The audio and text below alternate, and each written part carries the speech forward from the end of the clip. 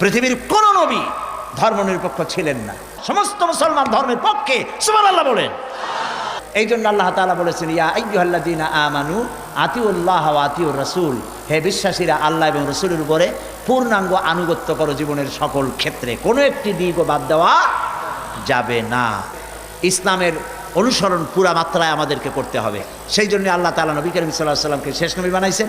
তিনি শেষ নবী, এটা শেষ কিতাব, দ্বিতীয় কোনো রাস্তা নাই। কারো বানানোর পথে আমরা যাইতে পারবো না, কারো বাজানের তৈরি করার রাস্তা আমরা যাব না। আমরা আল্লাহ এবং রাসূলের তৈরি করার রাস্তায় চলবো।